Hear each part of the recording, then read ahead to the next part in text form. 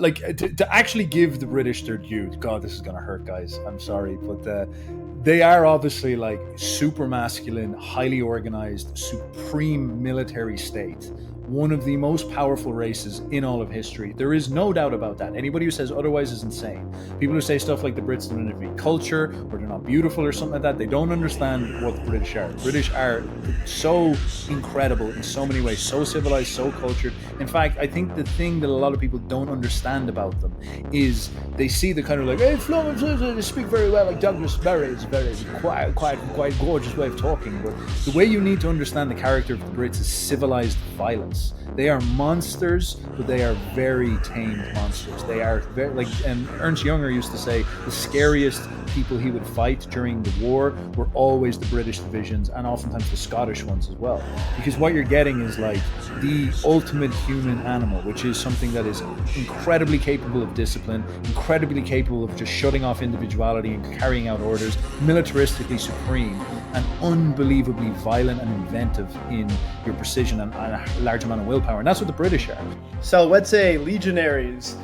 We are back with another video with Uberboyo. Of course, we did a podcast back in, I think, March, I believe it was, with Lance. And today I got him back on the show. And we're going to be talking a little bit about Ireland, maybe Nietzsche, and just sort of this conversation will go where it goes. It's just a little transvaluation of Ireland, so to speak. So welcome back on the show, Uberboyo. Thank you very much. Thanks for your invite, and I hope you are well. I hope you're feeling juicy, as they say. So, absolutely. So, I think what's interesting is recently, in whether it's like in the BAP sphere or the dissident right, there's been this long-standing rivalry of the Anglo and the Paddy, and last Friday, I put out a podcast actually with a guy named Grady Mayfield, and he's a big Anglo bro, and we were going back and forth a little bit on the Anglo Paddy question. Let me, sorry. Yeah. Could you say his name again? Apologies for the listeners, but I've been triggered. I can feel rage. I have no prefrontal cortex, as you've probably heard. Us Irish, we don't have those higher cognitive functions, so my impulses are taking over here, and I'm starting to chimp out. Could you tell me that guy's name again, and I'll go search him up? Grady Mayfield. Grady, he literally sounds Irish. Yeah. Grady. He's a fourth Irish. He admitted it when we had a conversation. We call this a self-hating Irishman. It's like a man who can't cope with the fact that he's got to compensate by acting extra Anglo because he's actually he's actually one of us untermensch paddies. He looks like a paddy as well. That's a pity. Hard luck, brother. Yeah, he's a good dude, though. Brothers, man. Could be. He's actually a good dude, friend of mine in real life as well. But we had a little back and forth, so I think it'd be interesting to sort of bring up the Anglo Paddy question. I think a few minutes ago we were talking about my rebuttal to. He's a boxer, man. This dude's like a fucking Celt. This dude's a Celt denial. That's what I was telling him. He's got to return to the roots, right? Don't deny what you are. Yeah. So absolutely. The Celt begins to hate, but but he's he's a good dude though, and we were just talking a little bit about it, and I think something interesting because the BAP sphere obviously largely revolves around Nietzschean philosophy, and something I brought up to you earlier was my sort of parallel between what Nietzsche says on the Jews as transvaluers, right? Because they're the slave caste. They're the caste that has been kept down by Rome and by all these different peoples. But, while Nietzsche has, a very ardent critique of the slave morality and those aspects of Judaism, he also accepts that because they were kept down, that led to this sort of almost purity and strength. And I see a lot of similarities with Ireland, where today you see the immigration crisis taking place. And the Irish are one of the few Western European countries that are really pushing against it because they have that history of rebellion and resistance. So I wanted to get your take as an Irishman, a true thoroughbred Irishman, if you see any parallels with this sort of Nietzschean commentary on the Jews and transvaluation and Ireland. This is a very, very good thing to pay attention to. It's actually an enormous topic, but I will get a bullet for this. Like the IRA will be kicking down the door before I get through this podcast here. But the Irish and the Jews are very similar. Like they are, in some sense, almost like archetypal opposites, because we are like the country landed rural people who are 5,000 years old and have never moved. We are like the people of the milk drinkers. We are like, northern chuds. And we are almost like an antithesis to the Jews, which are a mobile people in totality. They've gone all around the world. Yet both of us were married indefinitely in sort of like in the British Empire. We were both within the British Empire at the critical moment when the British Empire fell apart, and we both got our nation states out of the British Empire pretty much around about the same time. So we are, in some sense, the same. And I see, like, I actually think it's a very midwit perspective from the likes of like Yarvin, and I even see Costin Alamari doing and stuff like this, where they're like talking about the Irish and giving out about them and all this. Maybe I say Bap's more consistent because he would call the Jews. He would give out about the Jews as well in this way. But like many of the early Jews would use the term Sinn Fein, for example. They adopted some of their phrases from like Irish things. And loads of Irish nationalists would do the same thing. The Irish obviously kind of got there first. So the Zionists were like inspired by this. And Michael Collins, our revolutionary, and again, this is not popular in Ireland at all. Especially among the chuds, us chuds, we don't like saying this stuff, but Michael Collins is our great revolutionary. And he basically like he got helped by the Jews at one point. I think there was even a fund. Now this is the type of thing where the chuds will like hunt me down for this as well, and 4chan will like probably double research this. But I think the Rothschilds gave a fund to help with the famine, because they felt bad for the little paddies, and maybe it looked good for them to do this. I'm not sure, but it was one of the biggest funds in a long time. So there's this affinity. Obviously, then there's the flip side where the Jews also see us as like rivals for the doting sidekick of the WASP. That was the big kind of tension between the Irish and the Jews in America. So the Irish were always like trying to like go into the big WASP American monster, and they were like the slave nationalist race, and we were in some sense in opposition. And the Jews were also not very liked by the English and kind of kept out. But the Jews would try to cozy up, and maybe they'd use the Irish as the fall guy and stuff like this. And there's interesting tension. You see this an awful lot in the right wing movement, the America First movement, like Pat Buchanan, for example, is sort of Irish heritage, and an awful lot of things like the legal fights over the WASP British Empire. Well, I should say, sorry, the WASP Anglo Empire of America.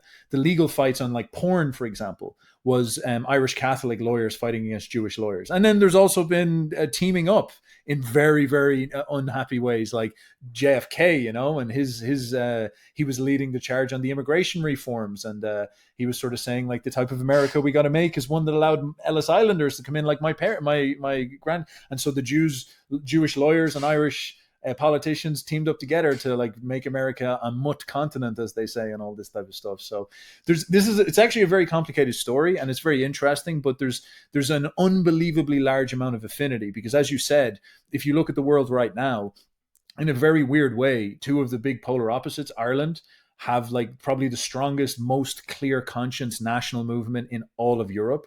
We are the ones like in Ireland, the political dialogue is literally about who's more of a based patriot nationalist, and the Sinn Feiners are saying, it's like the Irish were always immigrants everywhere. To be a real nationalist is to be open to immigration, and the right wing are like saying like it's to be a race realist, basically. And this is the thing, is that the dialectic is not saying something like in England, where to be a nationalist is a very kind of like lower class peasant thing, and in America they're this type of stuff. So it's quite interesting. And then the Jews, obviously the most forward, aggressive fighting race in the world right now, that are like have an enormous amount of will to power to bend the world to their reality, to the point where they kind of are like going a bit mask off, to the point where you're like you're kind of blowing your own cover there, guys, what's going on here?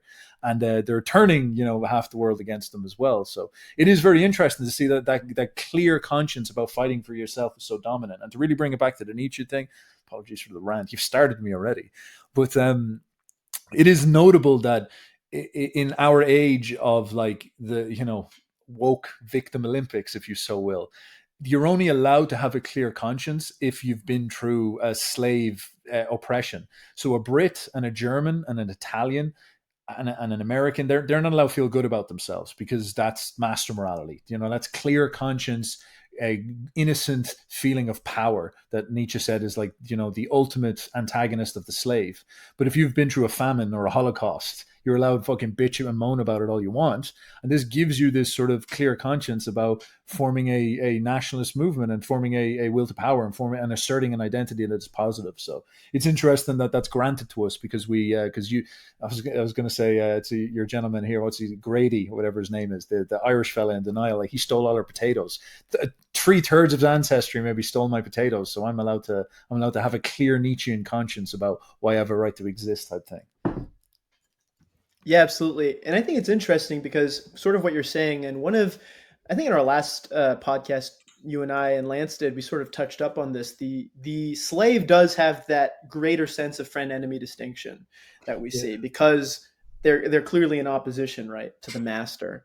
And even if you see the strongest like revanchist nationalist movements today, they're all in countries that have experienced some sort of oppression in some sense, whether it's China or Russia or Israel in this sense. It gives them this sort of edge, right, and this sort of moral justification to make their offensive movement seem defensive. And on the sort of long-standing history of the Paddy and the Jew. You ever see those memes where it's like it's actually the Paddy occupied government, and it's like showing like all the media guys are that's Irish. really funny, like because it's not so crazy because it's not like they say the Mexican occupied, like it is the Paddy. It's like, why do we sit in the mind in that way? That's interesting. I'm like I'm like thinking, oh man, there's so much. I'm sorry to interrupt, but like there's so much about this that's so profound. Like the Jews have this enormous diaspora that they actually run better than the Irish, and the Irish are in a weird way, maybe we integrated into the American project better because we didn't utilize our massive diaspora to create a international political movement. And I'm like, man, maybe we should do that because this seems to be the kind of telos of the world, if you will. But we don't. And then we don't have like Birthright Ireland or anything like that. We don't have billionaires flooding money into our country. We don't have Americans. There's no funding networks. Friends of Sinn Fein find it very hard to get money into Ireland because the British shut it all down and all this. And the Jews like are do what we should do really well. They actually are brilliant nationalists in that way. But obviously, so we kind of like we are very much clashing in these very high levels. I find it so fascinating, endlessly, if you will. Yeah, I think that Nietzsche was wrong about Rome versus Judea. It's actually the Celt versus Judea. That's the eternal war that has been waging so far. But yeah, go ahead. I was just saying, like, there would have been Jews and Gauls in Rome. Rome is like big Britain, and then there would have been Jews and Gauls being like, what are we doing next? So maybe that was what was going on towards the end. But go on, my man, go on. Oh no, for sure. And when you talk about the sort of birthright Ireland, I know that there's been some attempts to do that, where they were trying to get a sort of thing going. But I think one thing that's interesting that I've seen that's sort of common around like a lot of the more leftist Irish is they have this aversion towards American Irish people claiming an Irish identity and then coming and visiting Ireland and sort of coming back to their roots. But then there isn't the same aversion to, for example, like the migrants, right, who are very clearly different from them. And of course, like I said, it's specifically the leftist part of Ireland. But I think it's interesting because, even my grandfather, right, who was 100% Irish, so I'm a fourth Irish, I guess, but he was like a big supporter. He was sending money back to the IRA and shit. He was like big into that, like all that stuff. Like, so there was this kind of international feeling, right, of a homeland and the diaspora sort of contributing back, right, to the the ancestral homeland, which is interesting. So yeah, I mean, there's a lot of similarities there, but I kind of wanted to draw it specifically to the philosophy behind it and maybe get your take because I'm trying to I'm doing a video later on about Nietzsche's take on the Jews, which is very nuanced and it's like I think it's more intellectual than a lot of this very low IQ JQ talk. Like it's a good critique while also bringing it all together. And I was just curious what if you specifically see similarities between this sort of discussion in terms of Nietzsche's view on the Jews and applying Nietzsche's view on the Jews to the Irish as transvaluers, right? Yeah, Like absolutely, like there's just so many analogies that I think people miss out on that I find just endlessly fascinating. This is not like directly answering your question, but it just illustrates the point more. Like, what is the accusation of Israel? It's like they're stealing all the Americans' taxes so that they can fight wars. So they're kind of like, they're a thieving tax country, and it's so funny. But Ireland do the same thing. Like, we have all the tech companies; they're all based in Ireland, and then we get like tax. We basically harvest their taxes, so we're stealing taxes off Trump and stuff. And Trump pressures us for this. Like, one thing that there's a hate speech problem happening in Ireland, and like one part of the political landscape on that is that like Vance and Trump basically say to the Irish regime, a part of their leverage is that like, listen, if you put in hate speech, we are going to call all the pharmaceutical companies back and we're bringing them back here. We're going to tariff the fucking balls off you, this type of thing. And that's actually making the Irish regime like really hesitant to go along with it.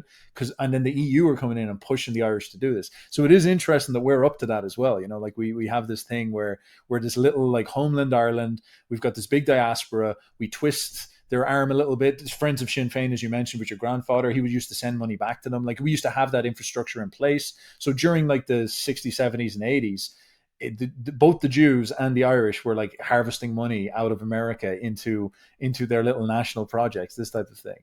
And I guess the thing with us is that our sins got in the way, and we kind of it is very fascinating to think that they turned hard right and we turned hard left, and our sins. Well, Israel's interesting because I guess Israel was very left wing as well. Like, they've got a huge like LGBT community and everything. So they're like the gay capital of the world. I think they say Tel Aviv is and stuff like this.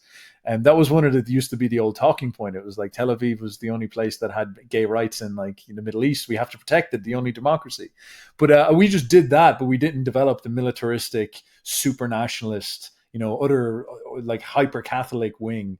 And now it seems like we're missing that big time, and so we are basically all libtards, like a Nordic country, that's basically what Ireland's actually very similar to like Norway and Sweden in the way that we're just like very, very high trust that, but then we also have that impulse to go IRA mode a little bit, which makes us a little bit more dangerous, if you will. Now, I don't know, do you have any thoughts on that? But I'll go into the philosophy behind it if you so wish.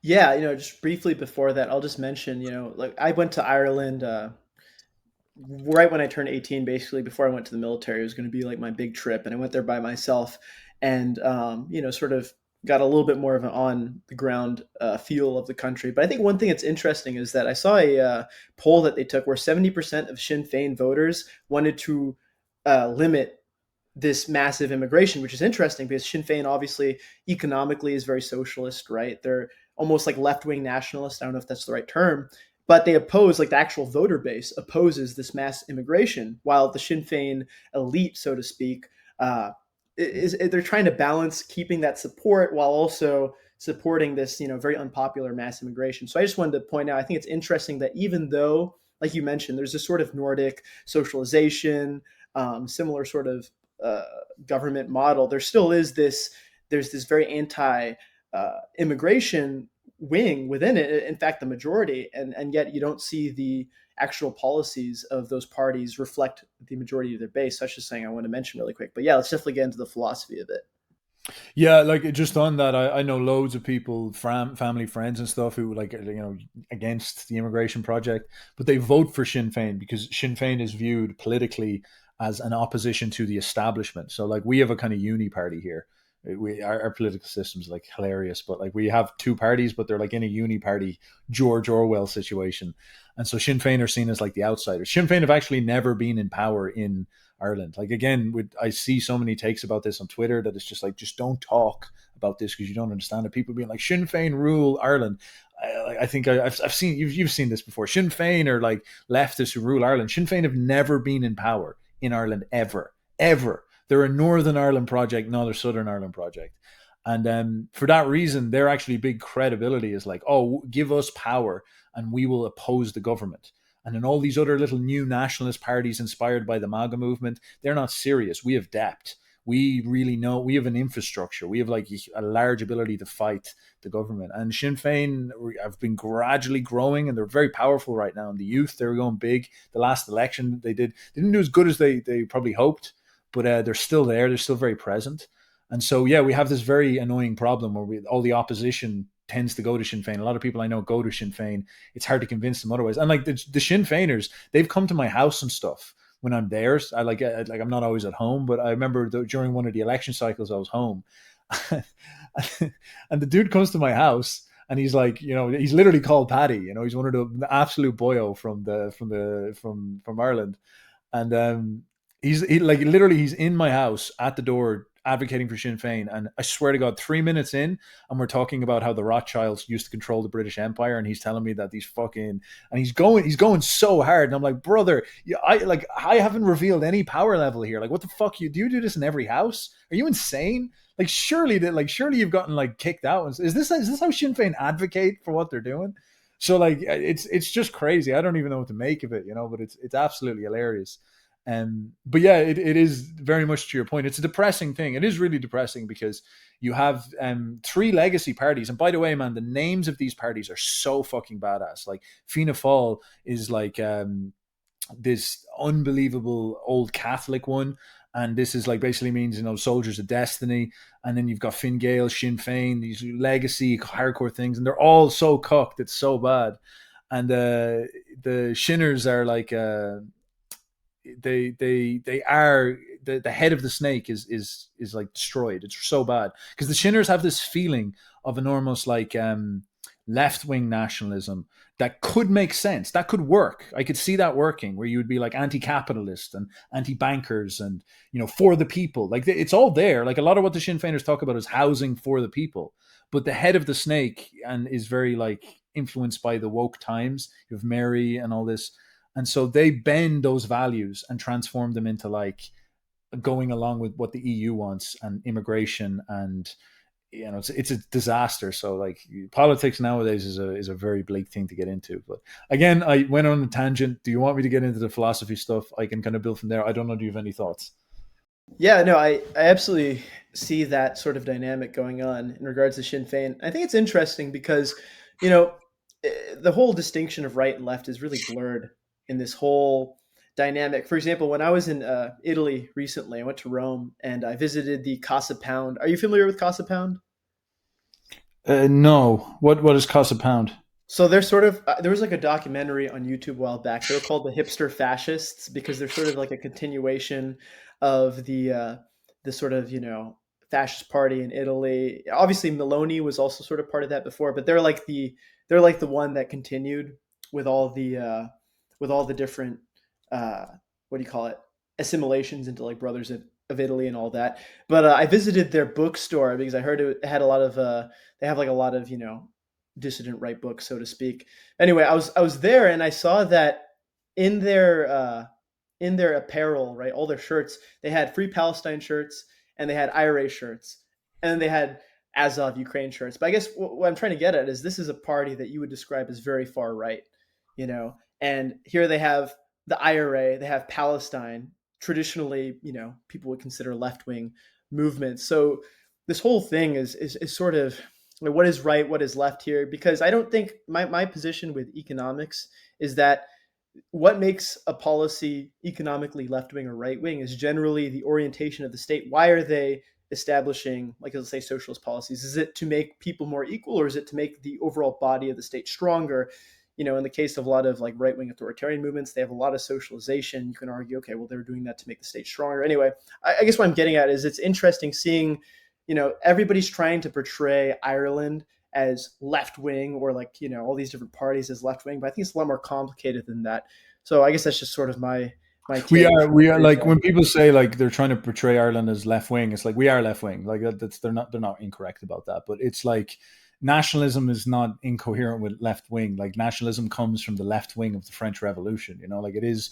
People who want to grift nationalism should understand what it is. It is actually an anti-aristocratic, anti-church, anti-state. Right. Evola says. Yeah. This type of thing, And so the Irish are full of this. We've saturated with this, but really, I think a lot of people, the Irish have this problem too as well, where this is a Jungian collective unconscious thing. We're going through what all the rest of Europe is going through. In fact, our nationalism came out of the French Revolution, the Romanticism of the 19th century. When Wagner was making the Ring Cycle, Yeats was beginning to prepare like some of the mythic poetry, and a lot of the Irish movement was getting built up by many people who were like gathering up the old Irish folk traditions and all this. So as the urges in the collective unconscious are taking place, all this stuff was cracking on, and then of course, come the 20th century, as fascism, as like hard German nationalism, hard Italian nationalism, Jewish nationalism, Irish nationalism, that all kicked into gear in the same period. Like it was the reforging of the world in this. So we're very much married into a collective, and what has been sweeping across all of Europe over the last, and obviously America as well, is the civil rights regime with its very, very open left values, the open society values, if you so will, and that has saturated Ireland. Like, what have we done? I remember in my lifetime, before I was very much politically aware, I'd be walking around Dublin, and I remember seeing girls crying um, on the streets, and I didn't even know what was going on. And it was like, oh, they just got the abortion referendum passed, and they got rid of abortion. That happened like only a couple of years ago, a couple of years before COVID. And the church is constantly slandered here in Ireland still, and gay marriage was a big one as well when I was in college. I remember that, or maybe I was out of college, but it was like it's happened recently, and we have been only in the last 10 years through an enormous cultural revolution, and the one that happened all across the world.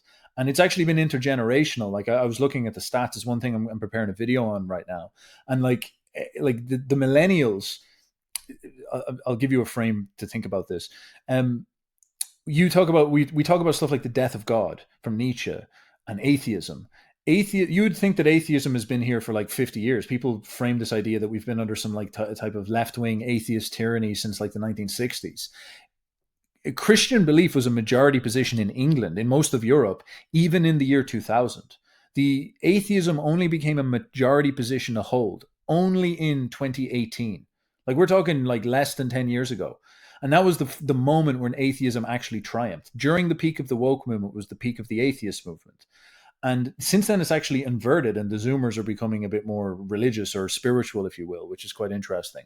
So we want to understand why people say like what are these values? What is the correct way to categorize all of this stuff? Like, all the European nations and America, the West in general, have gone through a 60-year bizarre anti-God atheist cascade that peaked in 2018, and that's actually beginning to invert. On top of that, that was the anti-nationalist cascade and immigration cascade that again has been doing nothing but going up and getting more radical. And that's like that. We're all in that together. There's no way out of that. Like that is the situation. And like Ireland might be more based in some ways, but it's more retarded in others. Like like I always go to like France and Sweden and stuff, and they're like they love us. They're like, the Irish fucking fight and all this stuff, but like it's not like they don't have the fight in them. I hear lots of stories from them as well. It's maybe just not as publicized. It's just a thing where we're underneath these large head of the snake movements, like the UN, like the pressures from the American infrastructure, like the pressures from the EU infrastructure, that are forcing these grand projects to happen to us.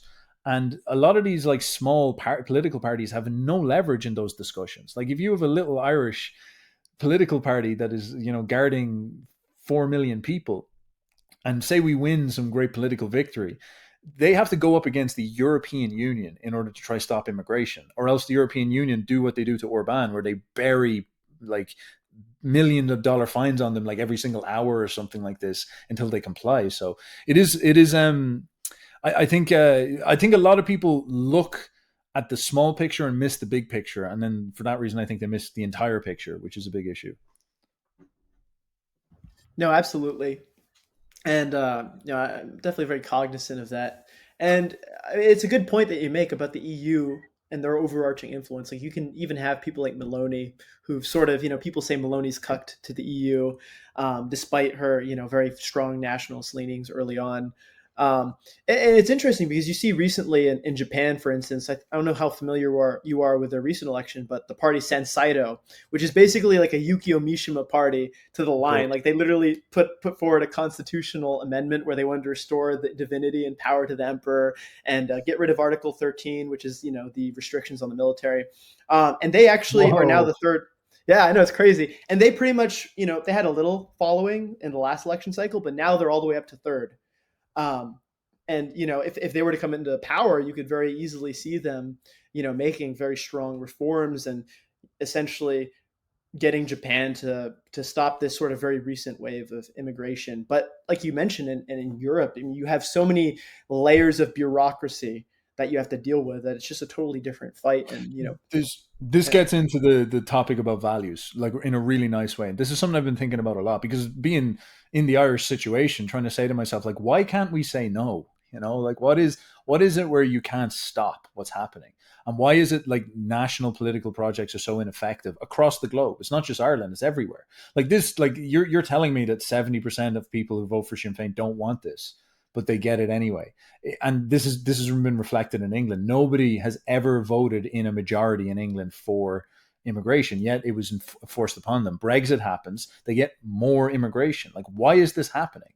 And ultimately, the way you need to mentally model this is to understand it's actually the British Empire. And this sounds like such a fucking Irish fucking patty way of taking it, but it is true, because the British Empire was the first country in all of human history to form a world empire. Like, Rome was the big dog, and they took over the Mediterranean, and they were very impressive. And they were like, Rome was eternal, it was everything. But like, Rome was somewhat small scale compared to the Brits. The Brits owned 25% of all land on earth. And Rome was a different entity. Rome was this beast, but Rome fell, and everybody lived in the shadow of Rome until the 18th century, until the 1700s, 1800s. Actually, I think it was the 1800s when London and Paris first got over 1 million people. And Rome, like, no city had ever been beyond 1.5 million, which is what Rome's population was at its peak, until like around about that period of early industrialization with these countries. So you have to really think about this, because this is just a whole world conception that so many of us moderns don't have. That they lived in the medieval times in the shadow of a golden age. Like, we now live as if the past is behind us. In fact, an awful lot of our reactionary movement is trying to grasp to the past that we've lost. But the actual tenor or tone of our civilization is progressive. It's like we've launched in 200 years so far. How far can we go? Can we go to Mars? Can we make living, thinking machines? That's the tenor. But the medieval tenor was like, Rome was this enormous super beast, and it fell because it was evil. The only kingdom is the kingdom of God, the city of God in heaven. And we'll never go beyond Rome, because if we do, like, something bad will happen. We just must pay attention to heaven. And that tenor was broken by England. And England and the British did something incredible. Like, it is just shocking when you really conceive of it. They took over the world. Like, what is the fantasy of every single emperor ever? The Romans will become the 1,000-year empire that will rule the world. Genghis Khan, is he going to conquer the whole world? The Muslims must have felt like they were about to conquer the whole world. It is the fantasy of all empires. The British do it. The British achieved that. They achieved the ultimate signal of power under Victoria. And that's fucking insane. Like, what happens then? What is the thing? So you say to yourself, like us Nietzscheans will say to yourself, that's the most based master morality I've ever heard of. That's the most based chud. That's incredible. So what did the Brits do? The Brits installed highly cooked moral systems. The second the Brits got power, is when they beat Napoleon. When they beat Napoleon, they became world hegemon. And the first real world hegemon, beyond just like controlling trade routes, the first big like political system that rules the world, like what America is now. And this sets up everything about what America is and what our system is, because they are the ones that own all the islands, even things like Epstein. People say, like, what's going on with Epstein? It's a very British Empire thing. Obviously, he's involved with like Prince Andrew and stuff like this, because it's this island that's on the outskirts of the empire where you're free from the nation and you can do all this crazy degenerate stuff. It all makes sense in this way. So the British conquered the world, and they own the seas, and they install morality. They abolish slavery. This is the first time in human history has a giant super conqueror like Rome. Rome never abolished slavery. They could have turned around and said slavery's bad, but they never did. The Brits did. Now that is actually profound. It's really, really like amazing when you think about it. Like, what the fuck was that all about? And this is like, I find this kind of funny, because people are like, are the Irish like libtards? Are the Irish slave moralists? Are the Jews slave moralists? It's like the fucking Brits banned slavery. It's like, oh, it's easy to blame the Jews. Try blame the Brits. They're the ones who banned slavery. they brought about the emancipation of and the universal suffrage. So they started a lot of the processes towards the emancipation of women. Universal suffrage, which is everybody gets a democratic vote. The Brits advocated for that in many ways. And tariffs and nationalism. The Brits, once they took over the world, and again, like there's obviously a self-interest here, but they began to close and stop people from getting too nationalistic, and they began to like end tariff warfare, which was like the period of colonialism. So there is this very interesting pulse that comes out of Britain that is rational. Like they do it because, you know, slavery allows them to industrialize harder because they can take all the money and put it into machines. But there's something very moral about what they did. There's something very, like, I should say, lofty and idealistic and morally idealistic. They, for example, the Brits paid 40% of their annual budget towards buying out all the slaves, and the British people were still paying that off in 2013. Like it was an enormous thing that they took on board. Now, what did they do is they created this moral world system. So they need to make an empire, and they need to be able to go to everybody in the world because they own the world and say, we're the civilized ones. We're the moral ones. You should bow to us because we're better than anything else you'll find out there. And this is a big help. They're like, we fucking banned slavery. You know, just like get him to use common law. Like, you know, don't make us bomb you because we will. This type of thing. And they rule the world. And they start to set up lots of like multilateral systems. They start to set up things like like world trade, for example. So the tariffs, the way to I'm sorry, I'm going into so many tangents, but like it's so important you know this stuff. No, you're good.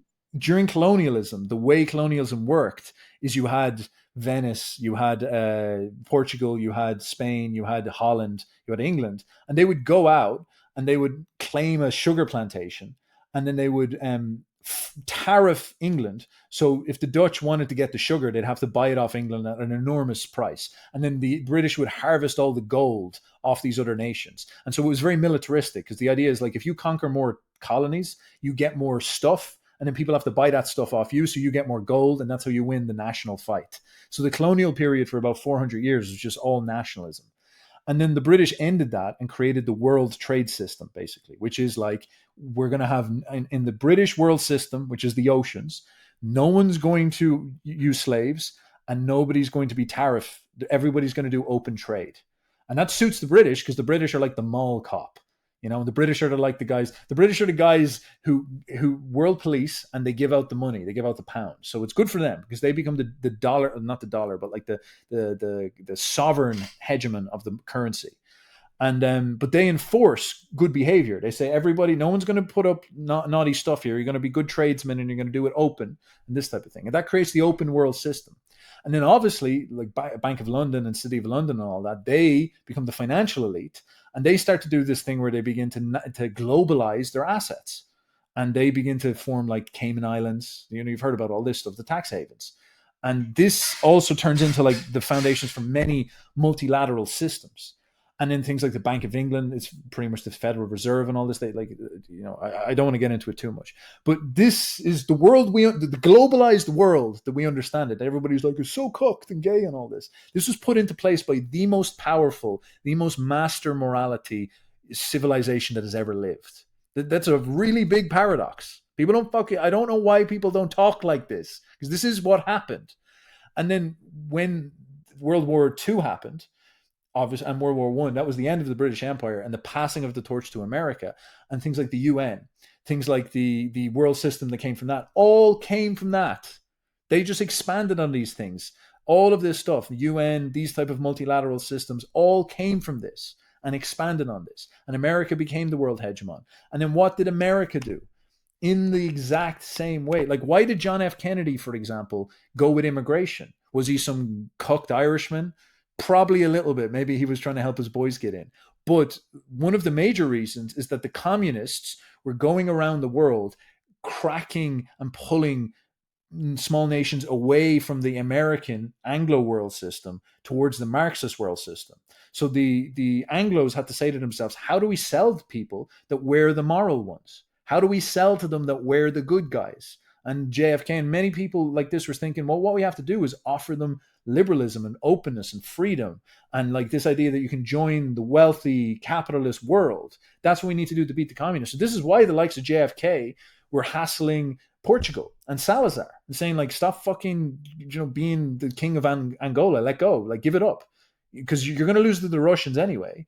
And we want to create an open world system. And then JFK's rationalization is that like we're going to do Hart-Celler or whatever it is. We're going to do the reformation of immigration law here, so we can create this open world system, so people come into our world, because this is how we remain at the very top dog. So why do we not have power now? Because over the last 150 years, especially in the last 50, power began to like accumulate into these large multilateral organizations and systems.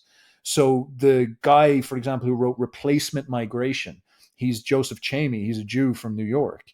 He worked in the demographics part of the UN.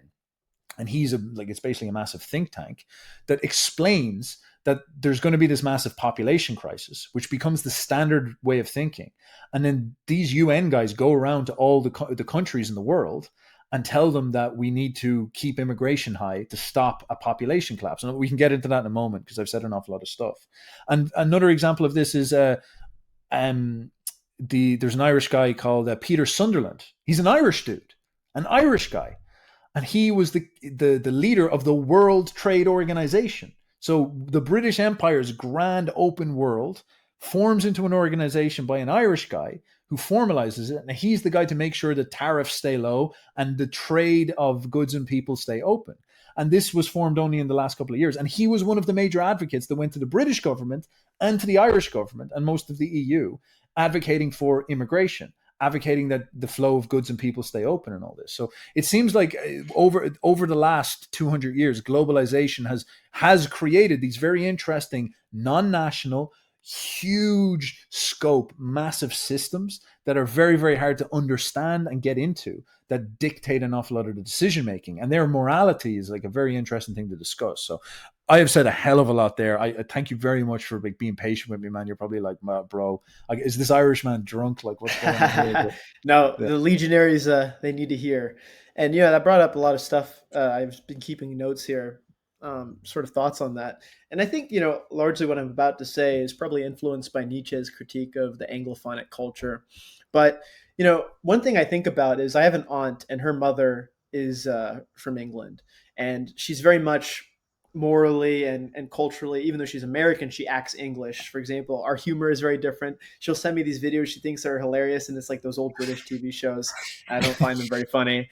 But she's also very much sort of almost stoic and almost a strong moralizer, in the sense that I think something I've realized amongst the British is you very rarely have a really flamboyant avant-garde individual that rises through the system and sort of, flourishes as a sort of autark figure. I mean, you had Cromwell briefly, but even Cromwell, he wasn't this avant-garde figure. He believed what he was doing was just and good and necessary. You have very few sort of Napoleonic figures. And when you see like a figure like Napoleon, and I think, of course, this probably goes into Nietzsche's, sort of admiration of Napoleon. Napoleon, when he got coronated by the Pope, it's very telling that instead of letting the Pope, the divine authority, crown him, he took the crown from the Pope himself and placed it upon his own head. And this to me is almost like a transvaluation. It's like, okay, I could have had the safe option. I could have had the papal authority, the authority of most of Christendom still, even though you have the Protestant Reformation, obviously, at that point. But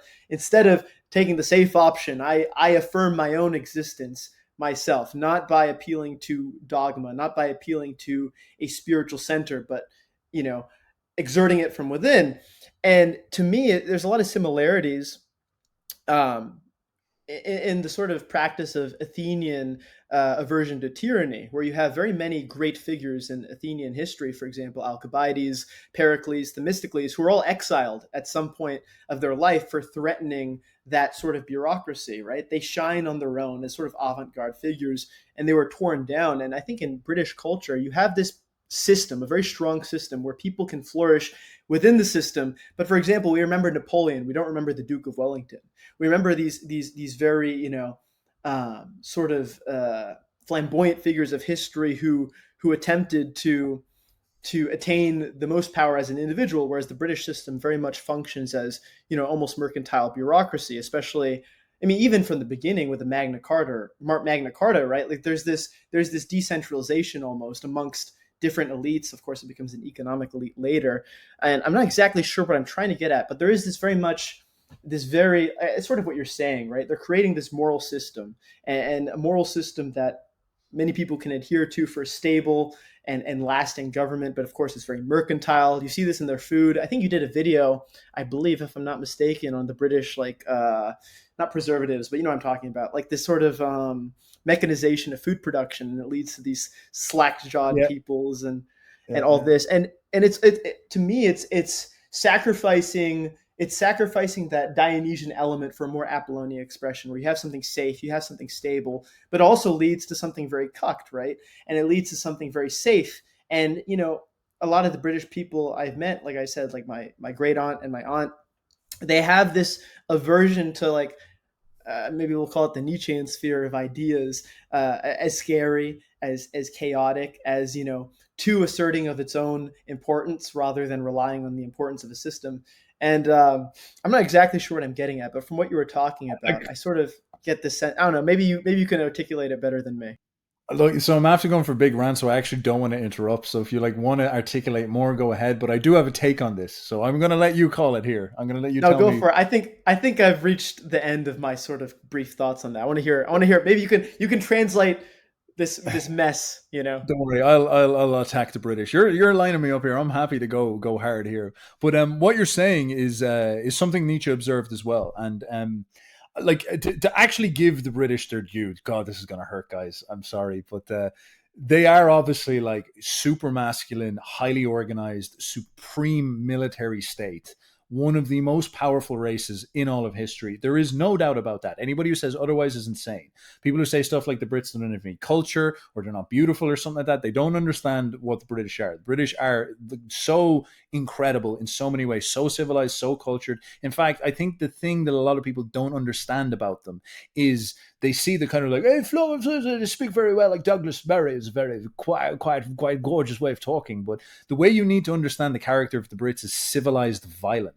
They are monsters, but they are very tamed monsters. They are very like Ernst Jünger used to say, the scariest people he would fight during the war were always the British divisions and oftentimes the Scottish ones as well. Because what you're getting is like the ultimate human animal, which is something that is incredibly capable of discipline, incredibly capable of just shutting off individuality and carrying out orders, militaristically supreme, and unbelievably violent and inventive in your precision and a large amount of willpower. And that's what the British are. Like I read about the Irish Revolution, and it is so moralizing as an Irish guy, because you're reading about Michael Collins, who in a position has nothing, and he's taking on essentially these these geniuses at intelligence. These, for example, like intelligence agencies. The first principles of almost every single intelligence agency comes from the English because of their occupation of Ireland, because they were just so good at doing it, and it was a great case study. And Michael Collins had to figure out how to beat these guys, and they're just so good. They're so subtle. They're so savvy. So like the British character is very much like that. But obviously, then this is the problem: is that it leads to the two great British weaknesses. So Nietzsche commented on one, and then the other one is like an obvious one. The problem with the Brits now is that the civilized part has remained and the violence part has died. They have reached the end of Rome stage. They and it's actually a very common thing. You know, you become Rome, you have your Pax Britannia, you have your Pax Romana, and you become peaceful, and your barbaric instincts die, and you become weak. And all that's left is the memory of your British values. You get idiots like, you know, Douglas Murray and all these things like, oh, it's our British values is to protect Israel, and our British values is not to be racist and all this. But really, like what British values were 100 years ago was to be willing to, you know, break people's legs in the name of the Queen and in the name of country, and do it properly. You know, do it fast and hard, but do it when it's necessary. The British values are to go down into Africa and, you know, line up the Boers, gun them down with a machine gun, and then line up the Zulus next and do the same thing to make sure everybody knows who's boss. Like this is what British values were. And that's because they had the instinct, they had the fire to fight for something. And they became so successful that waned out. And James Bond is actually like the perfect British archetype, civilized violence. It's just perfect. So good there. But then the other side of this as well is, as you said, the Apollonian over civilization. So they're actually not they're actually kind of barbaric in their civility, is something Nietzsche pointed out, meaning that like they're not great philosophers. The Germans were philosopher poets. The Germans were genius philosophers. The Germans were brilliant. The British aren't as much. So Nietzsche says that they're not a philosophical race, is one of his laments about them. They were supermen at conquering. And annoyingly enough, they were so good. But the problem is that the values they championed because of their power they're very unconscious of them.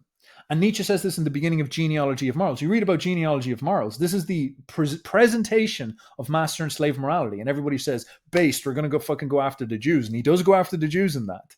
But the beginning of Genealogy of Morals is about the British. The beginning of Genealogy of Morals, you read the first couple of pages, and he's bitching about the English. And he's complaining that the English are sloppy. And they're not really clear thinkers. They're not good philosophers. And this is not good because the philosophy they'll bring to the world won't be good for us. This is his idea.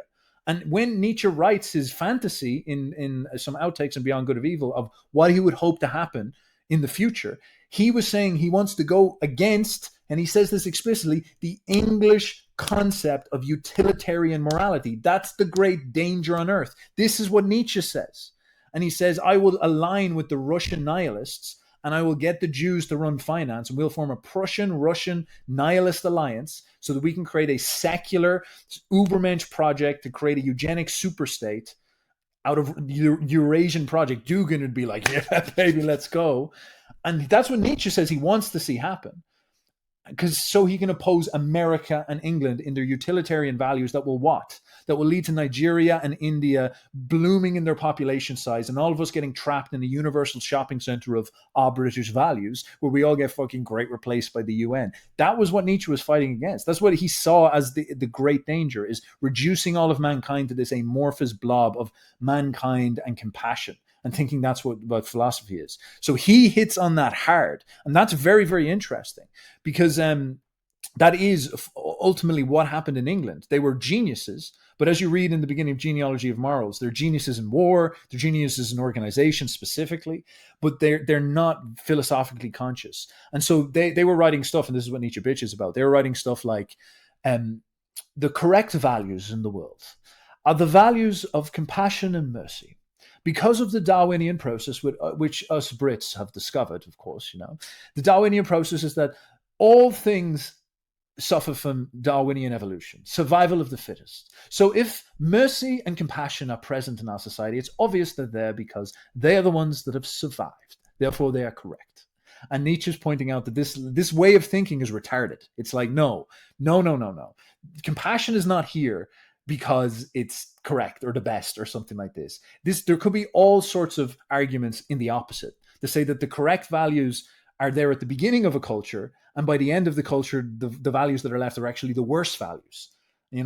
So we get compassion at the end of civilization, like at the end of Rome, but at the beginning they would have all been Martian military supermen, this type of thing. So Nietzsche goes into this, and this is where he begins the master morality, slave morality, and basically says the British have been infected with slave morality through their better judgment. They were promoting this type of stuff. So it is brilliant how he's like going and taking a whack at this.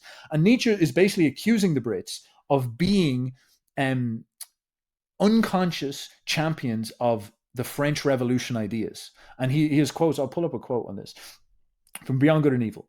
What is called modern ideas, or the ideas of the French Revolution, which are ideas that the German mind rose up against with profound disgust, they are of English origin. There is no doubt about it. The French were only the apes and actors of these ideas. The French were their best soldiers, and so their first and most profound victims. And then he also goes on to say somewhere else, in a similar vein, that the British Empire was bringing forth unconsciously bad philosophical principles that were going to turn us all into faggots, basically. And then later on, he's complaining about this idea of like what is flung across all of mankind is the universal morals of utilitarian thinking. Like it's so funny. You see this in Elon Musk, very much an Anglo, or Anglo in spirit anyway. And Musk says stuff like, nowhere's depopulated. Depopulation is part of the death cult. Jordan Peterson says this stuff as well. Our British values, like Jordan Peterson is like, the philosopher with the heavy head being like, it's just so profound. Values are so profound. He's like, suffering is so ever present. What's the one good thing that we can do in this world? It's so complicated. There's so many things we don't know. And Nietzsche's just so dangerous and so wrong. But I can tell you this, young men, the one thing you can do is just maybe help some people experience a little bit less suffering, and maybe you could feed some of those people in India, and maybe you could make the world just a little bit better for some amount of people. He makes a utilitarian argument. He makes John Stuart Mill argument. He makes this type of thing because he's a fucking Anglo. He's a Brit. He's from this thing, and he's not philosophically conscious. No, Nietzsche is like a terrorist inside of their minds that they refuse to look at, and they just carry out these plans over all of the world. And Musk is the same. He's like, oh, we need to fill Japan with a billion people, or Japan will collapse or something like this. Nietzsche goes on to say in Beyond Good and Evil again, like, in the end, this British Empire, they all want English morality to be recognized as authoritative. They sanction this in the name of mankind, or in the name of general utility, or in the name of happiness of the greatest number. But you should beware. What will be best served here is only the happiness of the English. And this is precisely this thing. These people run the world. They run the world system. And this is a form of self-flattery, because they have gone out, civilized violence, and they have, like, they fuck India up and they fuck Africa up and dominate it and impose all these laws upon them. And they bring civilization to it, but it's very hard when you're killing people. It weighs heavy on your mind. You have a bit of guilt. You have a bad conscience, as Nietzsche says. And their way of alleviating themselves of the bad conscience is not to digest it properly and say, like, well, maybe we are actually like bringing the wheel to these people. Maybe that's a good thing. Instead, they need to come up with the story, which is like, listen, we're doing this because we're the most moral people. We're doing this for the general love of mankind. We're helping mankind when we do this. This is obviously self-deception, self-flattery. And this actually becomes an infection inside of the Brits, because it's a dangerous game. It works when it's civilized violence. When you're in Ubermensch period of your crash out arc is going really well. But then obviously in the 20th century, just the barbarity is dead. They lose a lot of that will. And then that's when England just gets castrated. The parasites come in. Ireland and the Jews pull it apart.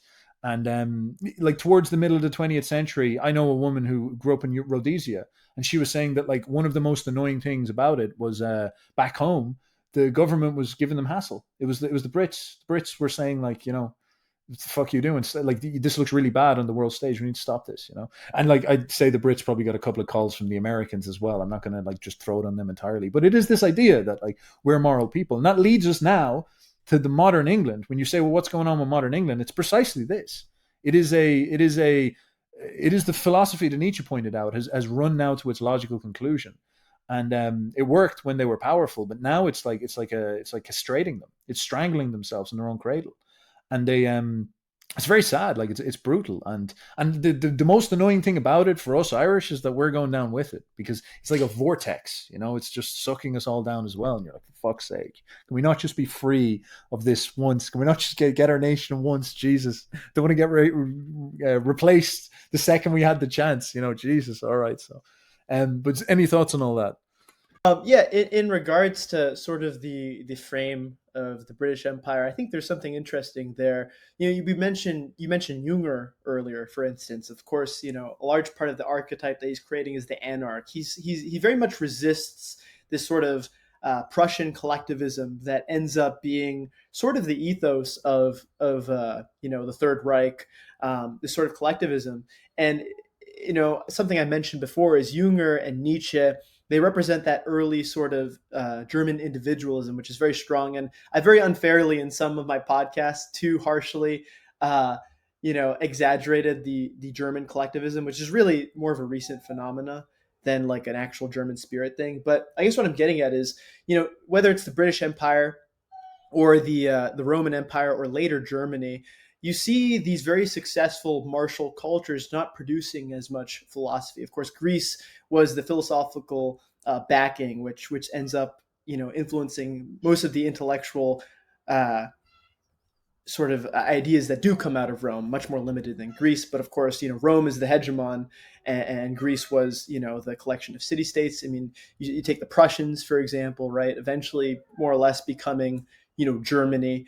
And they're a lot more collectivist than some of the more individualist German states or whatever, or in the case of the British Empire as well. So I wonder if there's something there about the utility of empire building and perhaps a lack of artistry and a lack of that nuance. Because you take the Italians, for instance, right? I would argue that in the late 19th century and early 20th century, most of the great philosophers were coming out of Italy. I mean, you have so many great thinkers, on both sides of the aisle, whether it's Gramsci, Pareto, um, Evola obviously has sort of had a resurgence, Marinetti, all these different thinkers. And, you look at fascist Italy, for instance. In my podcast I did with Dr. Giorgiani, Jason Giorgiani, of course, you guys have talked a lot. We were sort of talking about this, and in fascist Italy, there's such a fusion of different philosophical ideas. But of course, guys like Hemingway will say that the Italians are great lovers, but not so good fighters. And of course, they were crushed in World War II very quickly. So I wonder if there's something to be said about utility for empire building and martial excellence and martial strength, and maybe these moral systems that people will rely on to create that strong ethos, and then the more decentralized, nuanced, Dionysian sort of thing, which I think you see in the Italians and the Meds, right, and less so in the Prussians and the Anglos. But I don't know. Maybe there's something there to be said. But yeah, that's just sort of my brief thoughts on what you sort of talked about. Yeah, like I'm not sure. Like I guess for our situation, regardless of like, because I would say like, yeah, there's probably is a big thing about this. Nietzsche actually has a mental model for this where he says, yeah, imagine there's a masculine culture and a feminine culture. You can say that France was very feminine because it's concerned with winning space so that it can like blossom like a flower. And Greece was like this. Whereas Rome, Germany, the Jews, even the English, they're a masculine culture because they're concerned with like reaching out and seizing other people and imposing structure and order upon them and this type of thing. So it's like it's grabbing and putting out and this type of thing. It's extending outwards. It's interesting he mentions the Jews are like that because that's precisely how they conduct their religion. It's like a religion of assault that goes outside into the world. So there's definitely that aspect that is quite true. I guess the reason why I stress these things, I even like think about this so much, is that, as I said, like I'm thinking about the world system in order to understand my situation and why we are in the situation we are in, because there is like this is the historical sort of snowball that has went on. The Brits win the risk game. They take over the world. They begin to establish multilateral institutions and impose hegemonic world values. They impose things like a universal moral ban on slavery. It's a very bizarre thing. Like you've never seen something like that before in history. And this is like, a mandate of morality cast upon the world. And this is a great influence on like how the movement of people will take place. And then this cascades and the American Empire comes in, and I think a lot of people don't understand that how much this explains communism and capitalism, the Cold War. Because what was the Cold War? Only an ideological war. What is an ideological war? It is a war between who is the most moral, who is the right team to get on. Is Marxism the fair way to conduct your society, or is capitalism a better deal that's more moral and the better guys? And that actually it was almost like a sales job throughout the 20th century, try to like seduce the third world into your system, this type of thing. And I think there's so much explanatory power for like actions by the boomers and actions by even the CIA and stuff, by this type of stuff.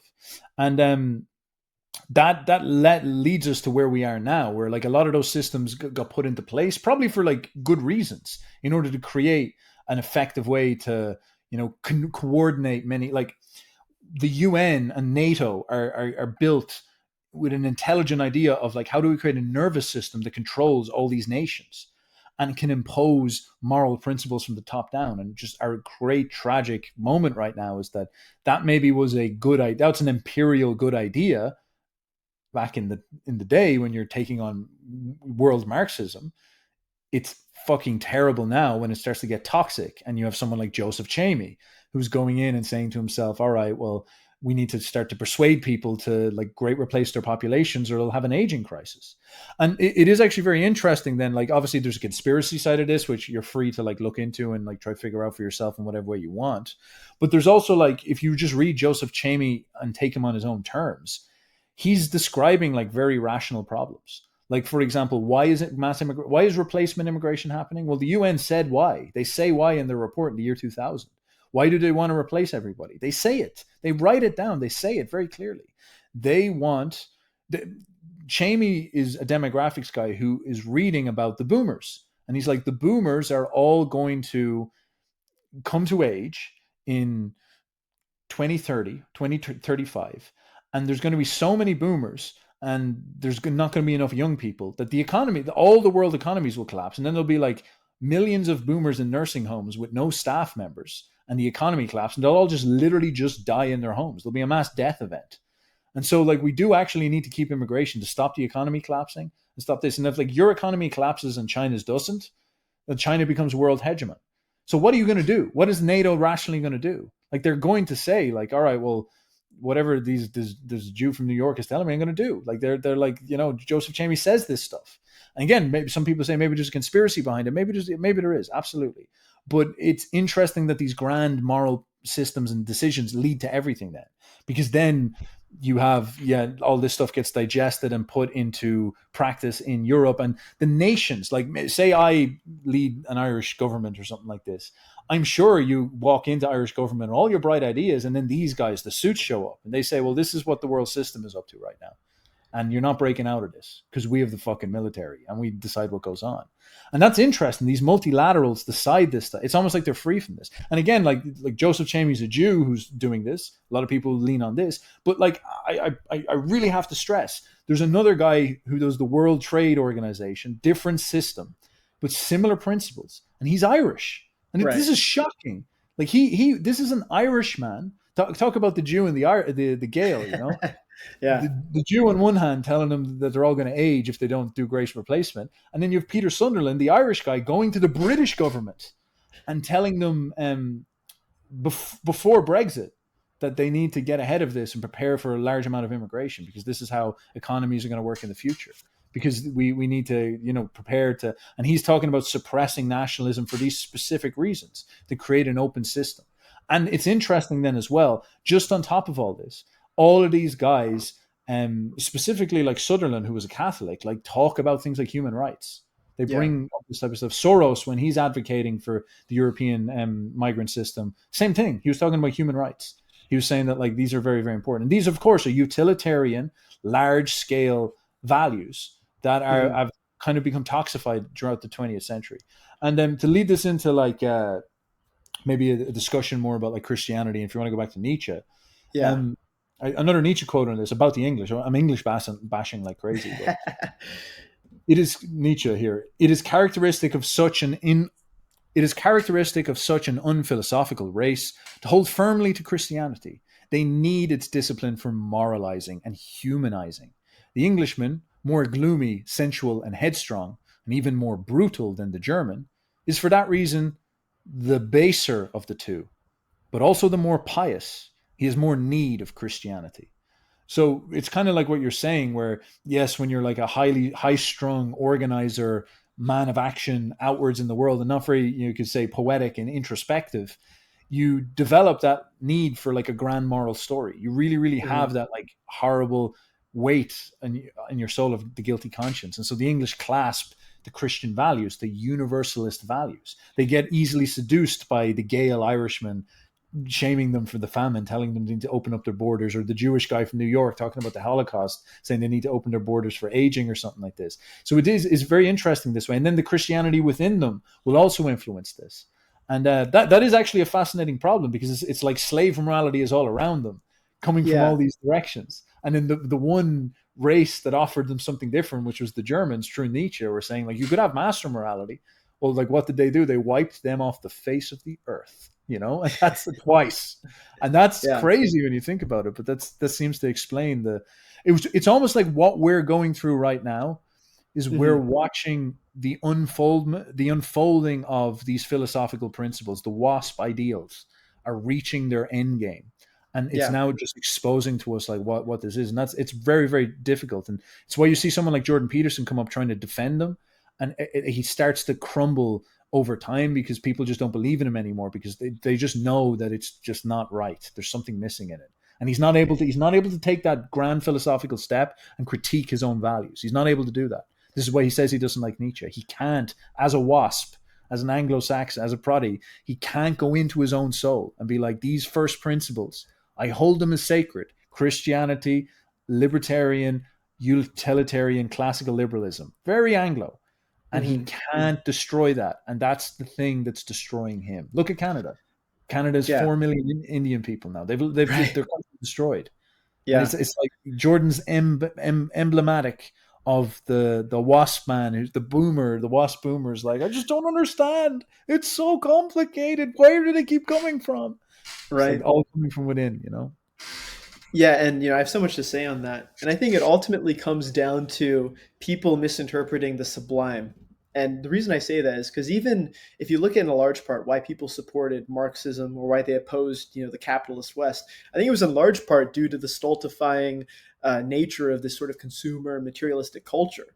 And it wasn't so much that they were Marxist; it was more so they were critical of the decadence of this new bourgeois caste, which was just degenerate and weak and decadent. And I think this is where Sorel is very correct. Sorel was not a materialistic Marxist. Sorel saw Marxism as a means of reinserting the sublime by invigorating a new ruling elite, right? And I don't really think that Sorel wanted the proletariat to be the new elite. He wanted the proletariat to get rid of the bourgeois and then create a new elite out of that, which is, no surprise to me why Sorel influenced fascism. And of course, he ended up joining Action Française, which was a monarchist political party in France.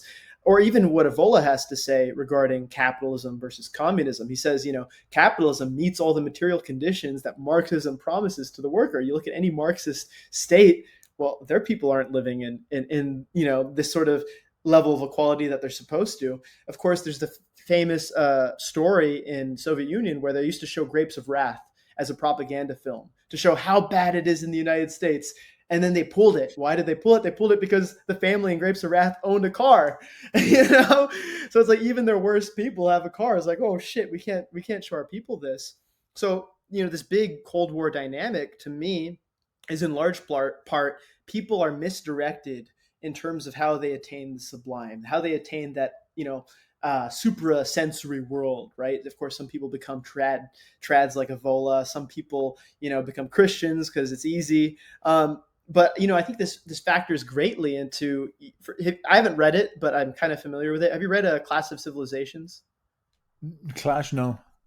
So yeah, I haven't read it either, but I read the synopsis and it was kind of pertinent. Basically, the thesis is that wars after the fall of the Soviet Union are no longer going to be ideological. They're going to be a conflict of different religious groups, different cultural groups, dumbing it down nations, right? I think they're absolutely correct. I mean, there was no end of history where we liberalized the world and we created all these democratic governments. That failed. That was stupid, right? Russia failed. China failed. They are back to what they are. So now it's a clash of cultures. We're clashing with the nation state of China, with Russia, but meanwhile trying to be moral. They are not trying to be moral. They are trying to win. We are still trying to be moral, which is why, No, despite, yeah, I actually, sorry, go on. Yeah, despite the vast material advantages, right, of let's say Europe and the United States contra Russia, contra China, by trying to be moral, I think in a large part it's bridging the divide where China is very self-interested. They have a corporatist economy where they can have these state-owned enterprises that can take a loss. For example, you can control the energy grid of the Philippines, which is what happens today, which is going to be important if we end up in a Pacific War. They own 75% of the energy grid in the Philippines because they have an SOE that doesn't have to make money, right? Because it's being subsidized by the government, but it's expanding the will to power of the People's Republic of China and the CCP.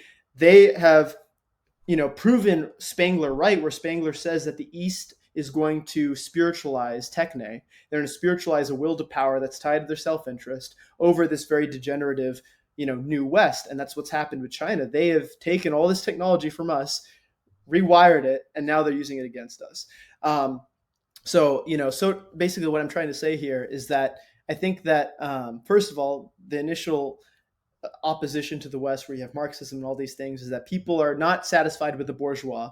They're not satisfied with this materialistic, mercantile culture, right? They feel that it's neurotic, it's decadent, whatever, and so they, some of them turn to Marxism. I think this is why a lot of and Dugan talks about the fourth political theory. He's sort of outlining this, where you have you know.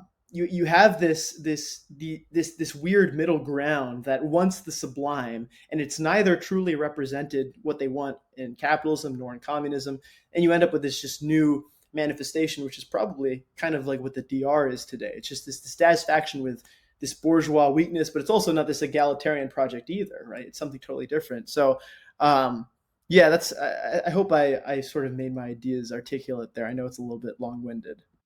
No, I know what you're saying, absolutely, and I think it is actually an interesting question about how does this go forward, because what I'm articulating is that we are at a world system, and as you said, like Fukuyama's end of history it's actually kind of like an Anglo take, it's like British values have won, if you will. The modern ideas from the progressive era of the Enlightenment found their champion in the British Empire when it succeeded. It pulsed them out across the world. That cascade went into the 20th century, turned into the Cold War, and the American Anglo liberal empire won. And then they enforced them at the end of time.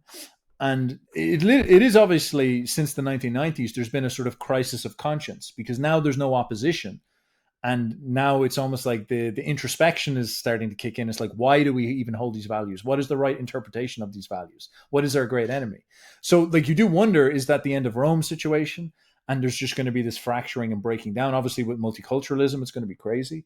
Like, what comes after this? Because all world empires must assert a ideal as well, when you think about it. So like, if Russia had ended up winning the Cold War, they would have asserted a Marxist ideal. If Germany had won World War II, they would have asserted German idealism in some sense. And China are going to assert something. It's probably just going to be hyper conservative, Sino-Chinese, be a good tradesman type thing. And Confucianism, like Neo-Confucianism. Well, I'd imagine they like, if they had military authority over the world, they would just literally like almost like discipline the world and be like, just be good tradesmen and be confused. It'd be quite interesting, because they don't strike me as like very abrasive and outgoing, if you know what I mean. They'd like be like, how do we just preserve the order as it is? I mean, they're very Apollonian, Are they? Okay, I don't know much about. Well, okay, not Apollonian. Well, that not the right word.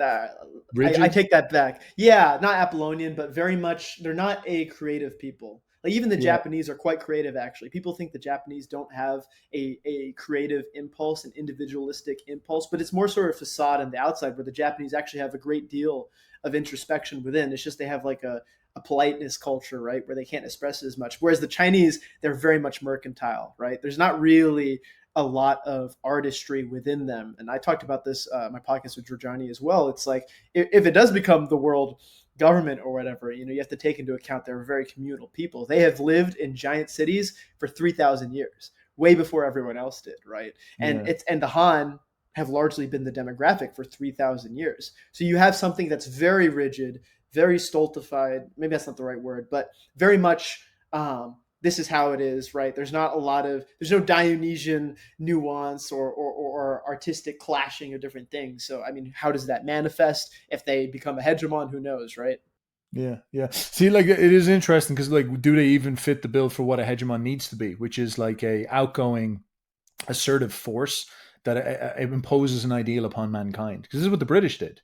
The British went out against all natural instincts and enforced an ideal upon mankind. They said, like, slavery will be banned and you will all turn into civilized liberals, Yeah. And that was No, sorry, I didn't mean to interrupt. I was just going to say, I think it would be Neo-Confucianism.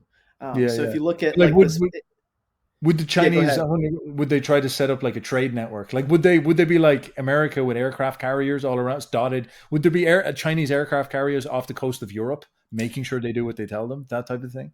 Like, I find that interesting. Well, what they're doing now is they have the One Belt, One Road initiative you've probably heard of, right? So they have that, which is more so a Eurasian project. But then they also have all these, backsmite mines? I don't know if I'm saying that right. but they have all these minds, and you've probably seen the videos of like the Chinese guys disciplining like some lazy Congo worker. Not to sound, that's probably a little bit of a touchy subject, but like they're very brutal, like when they have to be.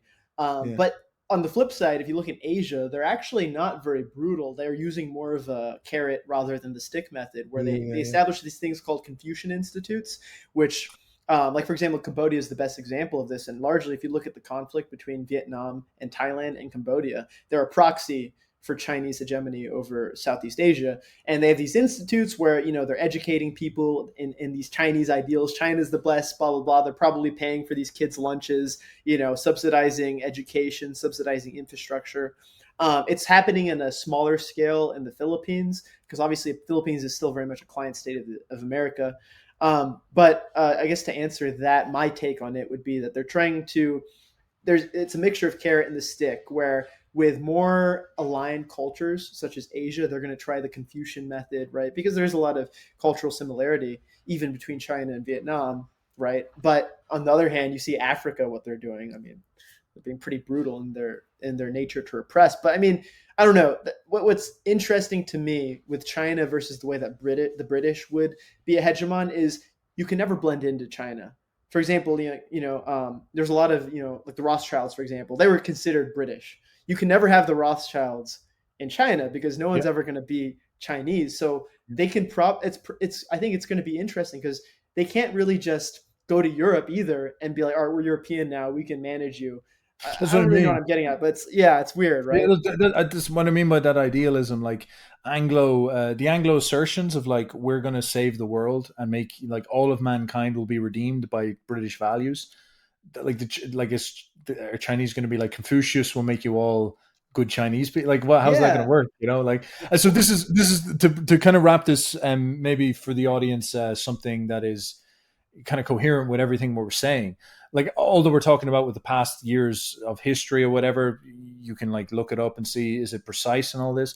But I am running up to this idea that right now, the reason why I find this relevant is that it's got explanatory power about our system right now.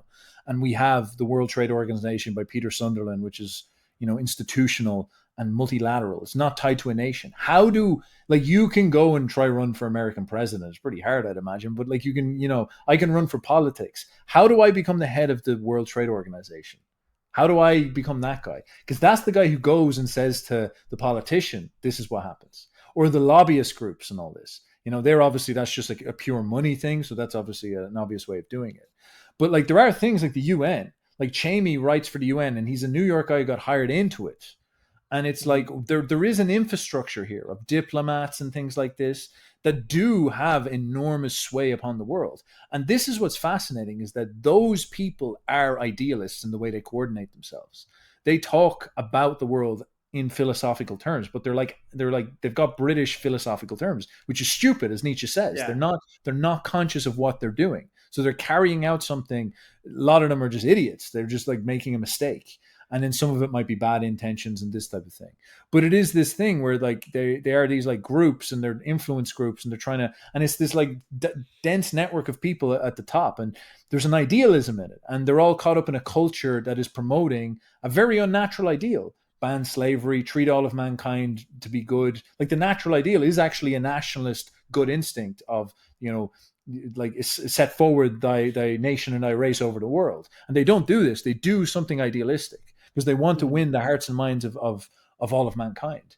And there's this huge crisis that we're sitting in right now, where the liberal ideals are turning against the Europeans and making the Europeans have titanic anxiety, where it's like, we're getting replaced. Like, this is anti-white, as people say, and stuff like this. This is anti-race. We're bending knowledge and reality itself. The ideals we have about reality are going against reality and causing us harm, and causing us our birth rates to go down, for us to get replaced, to go extinct, to become politically disempowered. You see there's people talking about this an awful lot in America, like all these institutions built by WASPs. Now white men can't even get hired into them.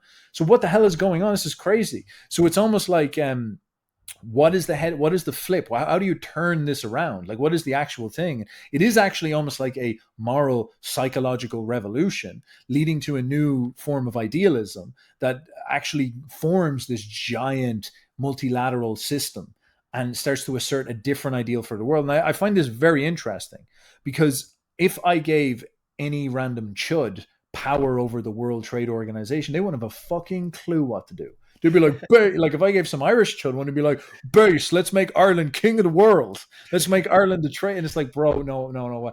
And it's interesting that, like, Jordan Peterson struggles with this idea of what are the right values. But no, I think everybody does. I think that crisis we have of nihilism, I don't think, very few people have a good answer.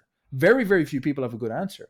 Like BAP is trying his best to lift up Nietzsche or something like this, but that's still like that's not, I don't think that's good enough. I don't think that's persuasive to people. Nietzsche is a very dense and difficult writer, and it's like you have to make it this aesthetic vibe edgelord thing in order to like make it attractive. But that's not the same as what are we talking? What is the clear picture here? Like, how would you persuade something that would be turned into laws and things like this? Like, we can't pretend that we want to do everything in secret and be, evil edgelords on the edge of time. Like, these systems are going to determine what happens to the world.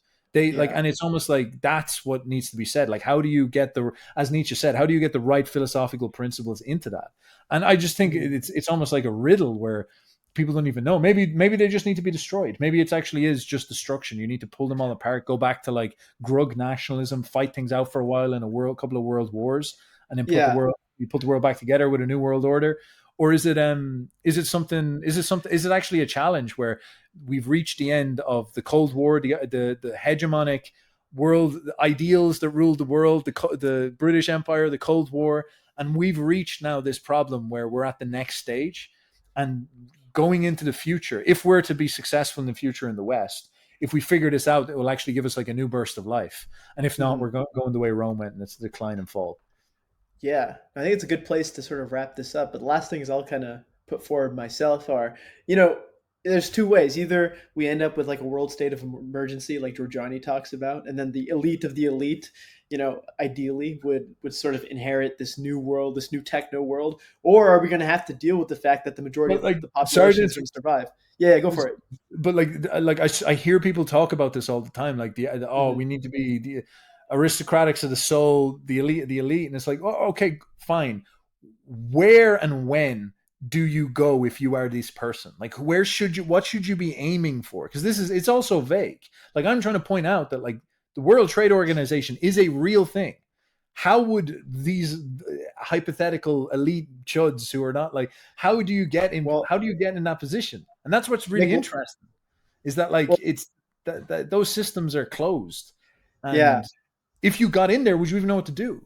Like, this is, do people know this stuff?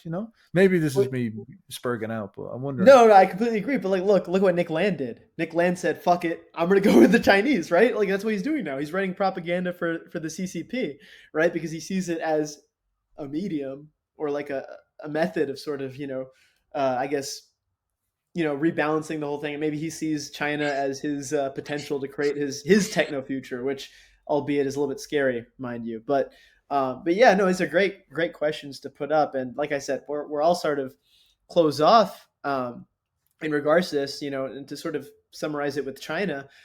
The difference between China and the West is that with the West, there's so many different institutions that represent the power of the West, right? Yeah, like you said, you have the World Trade Organization, you have the EU, I guess you have Israel, maybe Mossad has their own little, Well, like, you are correct. Like, intelligence agencies, CIA, FBI, MI6, MI5, Mossad, these are all serious forces. All the European intelligence agencies, they're all forces, they're all institutions. The judges, people who get like hired into judging roles, like they're a judicial branch that is not elected. It's not elected by the public. It's appointed. Right. It's outside of this. Civil services. So like in England, the civil service is an enormous institution.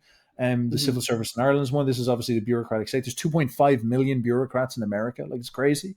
And then like, politics is actually like very small part of this picture. Then that's not even starting with the multilaterals, right. And it's like, what are you like, if you're trying to shift the West towards a new set of ideals, like think about the level of people you need to persuade, and like Mhm. what you need to persuade them to, and then where, and like, it's just that I think that's the money now. Like getting, a lot of people talk about a lot of stuff, but that's actually like head of the snake. What I'm trying to Yeah. say is that Borg I just described, or that matrix, Uh-huh. if you will, that's the reason why Sinn Fein voters can vote for Sinn Fein and they won't get what they want.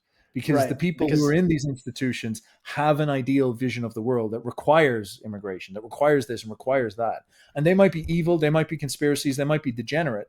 But if you mhm, just take the approach that they're not, they're they're mhm. they're they're victims of this type of idealism that the British had as well. I think that's more rational and it's also more actionable. And then it puts the pressure on you to say, well, do we have better ideals? Are we able to go in there and convince these people? Like, what do we do with this? So I like that challenge. I think I'll try to take a whack at it. Hopefully, over the next while, we'll see how we go. Yeah, same here. But yeah, you're absolutely right. And like for example, like you have like Arvol trying to create his own community, and Bap said something about that. He said, okay, you can create your own community, but what about the actual levers of power, right? And whether or not Bap should have countersignaled that, that's up to interpretation. But he was right in a sense. Like ultimately, there's so many levers of power, and is moving away the right path, or is trying to infiltrate them the right path? Is infiltrating even possible? So that's one thing. In terms of China, you mentioned, all these different people are in power. You vote for someone, but you don't even know who's really in power. I think Xi Jinping's in power, right? I think the Yeah. CCP's in power. And that's powerful because the people of China know who their leader is. They know who holds the power. They know who to direct their blame, who to direct their admiration, who to, you know, essentially orient. Okay, well, this is the guy that's pushing our society forward. I think it's a very powerful thing because you don't have this multi-layered power structure in China. It is a hierarchy and it's a pyramid reaching to the top. And I think that's their greatest strength is they can coordinate all their efforts like that. It doesn't take all this diplomacy. It's SOEs, like I said. Doesn't matter. You could be losing billions of dollars a year. Who cares? We're going to keep funding it because it's making us more powerful. And that's their greatest strength. So I'll close that bag of worms. Then the last thing I'll say, you're talking about, what's the future, right? Well, I think I'm white pilling on the future because look at people my age, right? Like I'm 24 or maybe even younger than me. I'll say younger than me, like 20 years old. Everyone in my college, they're either gripers or Baptists. Like I'm serious. This is true, by the way. It phases me how many Baptists, how many secret Baptists, how many secret groypers there are in college. I'm a little old in college because I went to the military first, but like they're everywhere. I go to Catholic church sometimes. I'm not really Christian, but I like doing it. Childhood stuff. The Irish in me passed down the Roman Catholic stuff, so I enjoy going to Catholic church. And we have this like like gathering afterwards. Everybody there's talking about BAP or the groypers or all these guys that we talk about. So my argument for the white pill is that eventually these are the people that are going to be in power. It's not Yes. going to be these old dudes who are idealists of the old liberal order. Eventually, a new generation, the Gen Z, has to come up and replace them. And I think it's very possible that it could actually lead to some sort of political revolution, hopefully. Well, like But you're we'll see. correct. You're correct. That is exactly the point. I guess the thing I'm saying is that like, if you talk to like the groypers, they'll be like, yeah, we'll just make a Catholic world empire, and you're like, okay. You talk to a Baptist, the Baptist will be like, yeah, we'll just set up eugenics camps and rape everyone, and I'm like, I just No, don't Steph, think. Prometheism. We have to go with Giorgiani. Prometheism. Maybe I may. Hey, maybe Jason is like, because when you think about Jason, he is like, he's a little bit. It sounds like, oh, is Jason a bit of a libtard? Is he like going a little bit edgelord? But it is interesting that like the problem is an idealistic. I think something that Costin leaves out of his interpretation of Nietzsche an awful lot is the heavy psychological angle to Nietzsche, which Nietzsche literally says, like, I am, psychology is the queen of all sciences. I am the first psychologist. And the fact that like Nietzsche is a moral revolutionary, and that's like that's psychological decision making, and these type of questions, and it's like base nihilism is. I just wonder. I talk about these world systems. I just wonder, is the real thing that you actually have to try engage with the riddle of morality and try come up with something that is actually persuasive. And maybe that's just coping and saying, no, you have to like cuck the custom, and you actually should be like, platonic and give people a noble lie. You can never tell the truth to people. But I wonder, is that a challenge you need to wrestle with? And then it's same with the groypers. I think the reason why a lot of groypers go to things like Catholicism and stuff is because that answer hasn't been made. They haven't got a moral answer from the Nietzschean nihilists. And so Right. they default back to something that just sounds moral. But like I'm always saying this to people, like I'm cradle Catholic. I'm like been Catholic Church my whole life. I know it inside out. Mhm. That is a very hostile institution. Like I go, I wonder should I say this online? Like I've gone to like funerals in my local church and stuff, and obviously all the ministers are not Irish, let's put it this way. They're from all over the world. And I've been in there, I was in there, I went, I think 2022, I went into Christmas Mass, and the priest in the pulpit starts talking in the middle of Christmas Mass. He starts to say like, oh, well, the village next door brought in loads of migrants. We should do the same thing. I was just in China. God, it's so good to see people who aren't Irish and other faces. And I'm like, what the fuck is going on here? This is crazy. Yeah, even the Pope is like talking that way now, right? And this is it. Like crazy. People are like, based Pope and all this. And I'm like, what the fuck are you talking about? Do you have any? And this is the thing, is that we're in some sort of like a spiritual crisis, where I think it is very much about the rest of the real it's a like Nietzsche said it. It's a moral crisis. I don't think Nietzsche really solved it either, but he identified it, which is genius enough. And you see now people like Jordan Peterson, when they come up against it, they just implode, because it is so intense, because it makes you crazy, because in order to get through it, you need to do it correct. It's a very, very high problem. And I'm looking at the youth, and I'm delighted that a lot of them are based, and I'm delighted a lot of them have energy, but like, I don't think anything is fertile enough to have a solution in a lot of this stuff. And I really wonder about that. And like, I'm complaining, so like, who gives a fuck what I say? But I do see that. I say to myself, when I look at this, I'm like, if I was to just open the doors and let like Groypers and Bappists into the World Trade Organization, what the fuck would happen? Like that, like, you really think about that. There'd probably be nukes flying and like something, you know what I mean? Like, it's like India just gets exploded right away. Yeah, like this type of thing. Like, do you have people who are like, this is another one, like how would any of these people deal with artificial intelligence? Like, half the Nietzscheans say it's Reddit, and then the Groypers, like, I don't think they can even use computers. Like, it's like what is going on? That's where Giorgiani comes in, right? That's where Prometheism kind of but then has an angle. This is it. So like, you say, you see like someone coming in with a futurism. You actually talk to them about this, and you do a great job of this. And I think there's a lack of futurism an awful lot. I've noticed BAP has gotten better with that. And actually, this is actually interesting. I'm going against myself here. But I've noticed Fuentes, BAP, have both started to talk about futurism in the last couple of years. And it's really good. Because I think the great Fuentes is looks maxing now. He's looks maxing. He talks about, he says stuff like Christian futurism. Fuck yes, 100%. And like Costin was very against AI a couple of years ago, and he seems like he's still like he's bending more away from that and being more pro technology. And I hear him say stuff like every now and again about like new weapons and things like this. And so there is this like futurist instinct kicking into gear, or maybe it's always been there and I'm only noticing it now. And this is interesting because that I think that's an instinct that is the weakness in the reactionary right. The reactionary right has a tendency to appeal to the past. I spent the whole podcast here talking about 200 years ago, because it's so fascinating to ground yourself in the past. But the future is not the past. The future is something else altogether. Exactly. And I think a great place to end this, I'll quote Giorgiani from my podcast, where he says, "The future is not a time to come. The future is a mindset."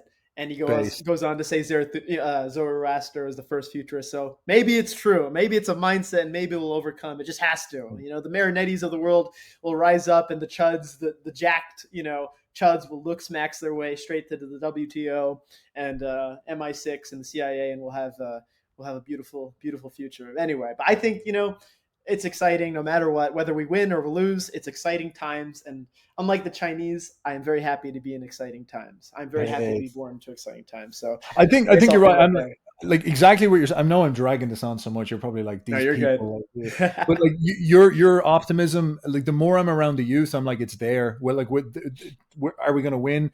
There's a lot of very serious problems right now. But like the thing that has been the worst about the last 15 years, last 10 years, is I kind of like woke up, if you so will, about 9-10 years ago. My instincts began to fire back then.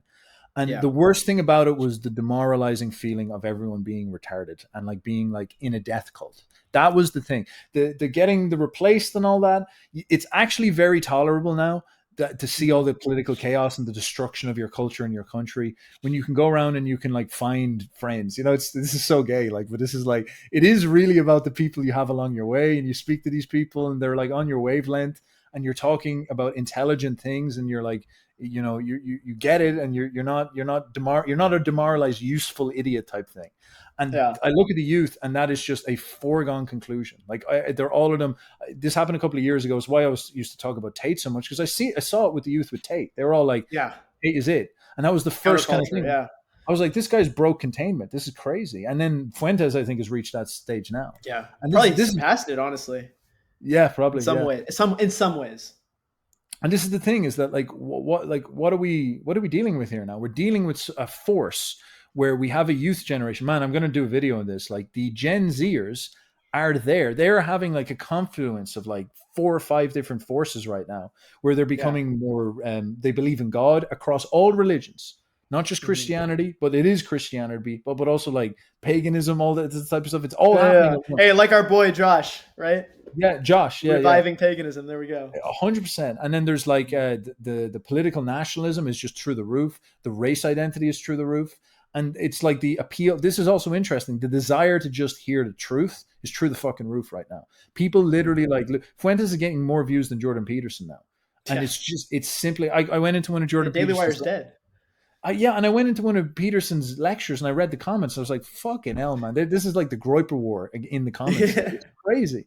And this is insane. It's like, what is going on here? Well, it's just that the youth have zero bullshit tolerance. And this is actually more towards idealism and morality.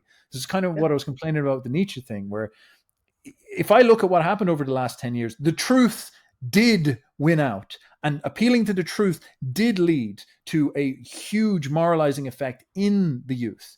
And the youth are fighting for the truth. And where, like so many older people as well, I'm an old fag, I'm an old troon, the truth is the thing that motivated us. The amount of personal risks and sacrifices people took for truth is enormous. 2020 was so scary because it felt like the fucking world was over and the moral system was going to eat us and put us in permanent slavery. And actually the truth dissolved everything. And now we're starting to slog our way out of it. And this is good. I hope momentum keeps going. And maybe I'm too optimistic, but it is important to keep that in mind. Like that's a real thing. And that's a big deal. So again, I'm ranting. Yeah, you're good. You're right. And then, to close it off, it's like, but then again, there's another battle out of that, which Giorgiani points out is like, now there's a return to the reactionaries and there needs to be future, this sort of future, of advancement of this Nietzschean expansion needs to win out over the reactionaries who want to return. That's the sort of Giorgiani lens I agree with a lot, because who knows? Maybe, Giorgiani, of course, he says, actually, the elites are trying to bring the reactionary religions back and everything. Who the hell knows? But absolutely, I agree with what you're saying. And final thing I'll say is I had the same experience as you. It was like, I was like 12 or 11. I was watching videos I wasn't supposed to. I'm such an old troon. Oh my god. Yeah, you're not that old. I'm 24. It's not that much of a difference. But let me get my walking stick here. Go on. Sorry, you gotta get my hearing aid while you keep going. Yeah. No, but I was watching videos I wasn't supposed to on the internet, and I was getting based. Now, granted, at the time, it was more edgelord stuff, and it was just fun for me. But I was like in freshman year in high school, saying all this stuff that Fuentes was saying, right? Like 10 years ago, and everyone was calling me crazy, and they're all calling me these things. The funny thing is, I'm Hapa, I'm half Asian, half white, but I was the guy that was saying this white identity. Yeah. Of course, I'm not like, obviously, I'm not like, that's not my ideology, but I was recognizing this hypocrisy and this lack of like being proud, right, of all these things. And I was telling white people, I was like, what the hell is wrong with you? Why are you so ashamed? It's like yay and hail Hitler. Like you're like, okay. Something. And then even recently I've been turning people based on my school trip. Like I had this moment where I was talking to, they're all white. And I was like, why are you ashamed of who you are? I was like drunk in Luxembourg and I was like, why? It's just crazy. Anyway, the point is they listen and they didn't get mad. They didn't tell anyone I was crazy. They listened. That's different. They didn't agree with me, but they listened. So the point is we're in a good trajectory. I don't want to drone on, but I think that was a good talk. I think the Legionaries will like it. And obviously, thanks for coming on. For the listeners, we just planned this really last minute, but I think it turned out really well considering we didn't plan it. Yeah, it's what you need, because like a lot of this stuff's flying in my head. I'm preparing content for this. I'm excited. Like I don't know. I think I have a set of ideas now that are very like my own and fresh. And I'm wondering, this is always a narcissistic, pretentious thing to say, but I'm wondering, could I have an actual good book? I think maybe. Yeah. I haven't published on YouTube in ages, but I have like a list of pieces done that are like Mhm. actually like I don't think I've heard any of them before. And I'm like, this is rosy. It's not just talking about Nietzsche or Jung. I'm like, this is pretty tasty. You do some Arctos, maybe an Arctos publishing or something. Maybe. I don't know. I'm not sure if I Maybe will. DVX will poach you. You know, Who's Lance TVX? and I.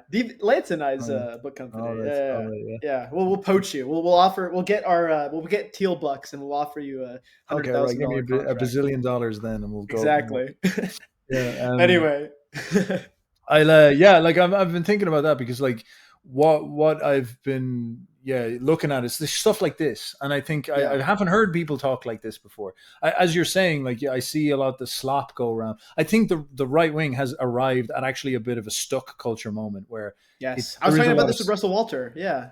Yeah, there's a lot of slop where it's like, oh, are the Irish Untermensch, and it's like, how many ways can we blame the Jews? And it's like, and then who's the most master morality, base morality ever? And I'm like, there's just the more you advance these ideas, I actually think they get much more interesting, and then you kind of go beyond that stuff, and you start to see like we're actually in a giant world system ideal fight. We're in a fight for like grand moral ideals, which is kind of like almost in some sense more exciting because it seems like it feels more true, and it seems like this is going to be the great arc of like the next 100 years, because if the West is to really succeed, it needs everything to change, a new spiritual identity. It's not just nationalism, it's beyond that. It's like, well, what is our religion? Like what do we do about Christianity? What do we do about Israel? What do we do about the Jews? Like, what do we do about our national identities? What do we do about our like political, cultural identities? What do we become? That all needs to be defined, and I think it's actually great excitement there. Absolutely, couldn't agree more. Well, any last words for the legionaries? No, stay chuddy, stay handsome. Absolutely. Keep researching this stuff, because if like you talk about being exposed to this stuff, especially at a young age, like if you're into this now and you just be professional and like work hard to get articulate and intelligent and improve your like any skills you have and get good with AI and get obviously in shape and all this, and just be a beast and be better than everyone else, you will eat the world alive. Because this happened in my generation, and I see the fruits of it now. I meet like the average normie now that like me and him would have been on parity, and now it's just like the difference. I'm a different animal compared to most people. Yeah, that's what David Goggins says. It's like easier now. Oh, it's crazy. It's crazy. And like that's very true with the Zoomers, because as much as I'm like glazing the Zoomers, there's serious problems with them as well. Like the internet addiction is just like shocking. Porn, social media, it's changing their personalities. Like this is a study came out recently. Their conscientiousness is dropping, neuroticism is rising. They're physically getting changed by this, and so that's going to just one shot a lot of people. So you can mitigate that, good things, but that'll be hard. Hey, that's what my book's about, by the way. So I'm going to plug my book. Promethean Dreams, been out for a while. Kind of talks about that stuff. But anyway, good. Well, this is great conversation. Thank you, Legionaries, for watching. If you watched this far, it's a little bit long, but if you watch this far, you get a Roman eagle directly delivered to your house via drone. But thanks Steph for joining, and thank you, Legionaries, for watching. And as always, this is the Warrior Philosopher, building the foundations of the Warrior Philosophy. Ave Nova Roma. Hey, let's go. Ave.